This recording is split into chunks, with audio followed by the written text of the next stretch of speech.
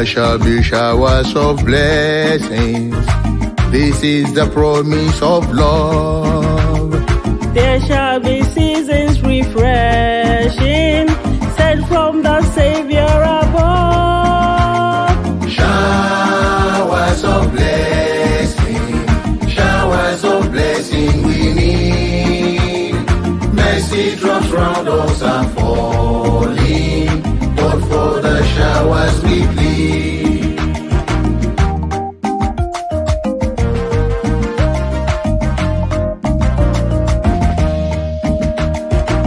Òjò ìbùkún yóò rọ̀, èyí ni ìlérí ìfẹ́. Àkókò ìtura yóò dé látọ̀dọ̀ Olùgbàlà.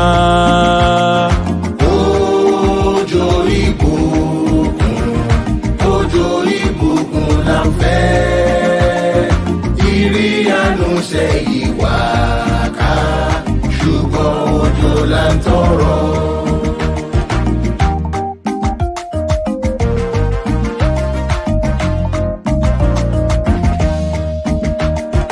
There shall be showers of blessing, precious reviving again.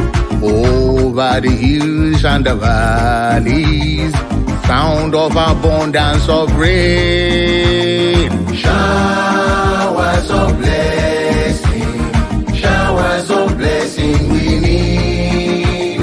Mercy drops round us are falling, but for the showers we plead.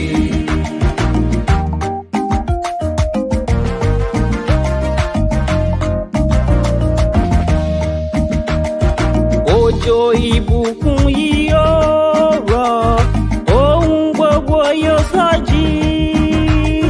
Lórí òkè òun pẹ̀tẹ́lẹ̀, ìró ọ̀pọ̀ òjò ń bọ̀.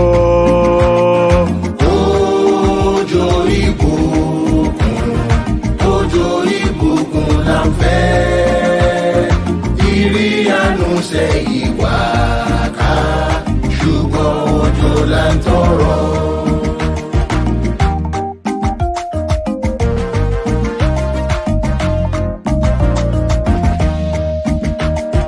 There shall be showers of blessing, send them upon us, O Lord.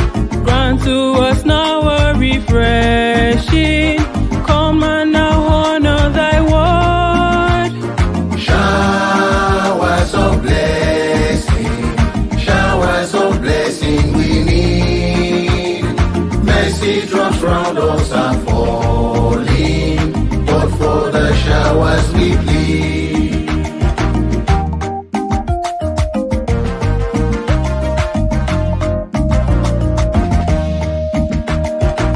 Òjò ìbùkún yóò rọ̀, rán wọn sí wa Olúwa. Fún wa nítura nísìnyí, wá bọ́lá fún ọ̀rọ̀ rẹ̀.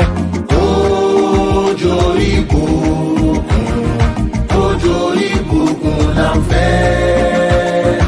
Ìrì àánú sẹ́yìn wá ká, ṣùgbọ́n òjò là ń tọrọ.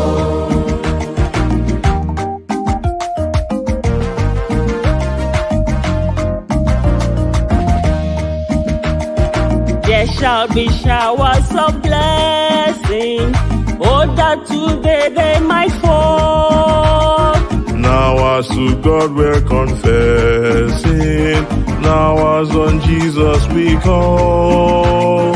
Showers of blessing we need. Mercy drops round us are falling, but for the showers we plead.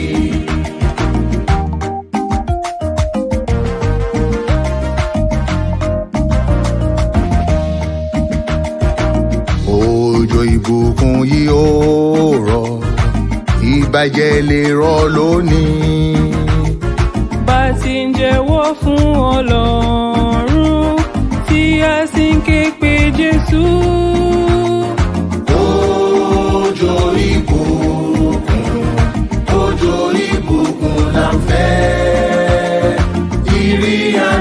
ṣe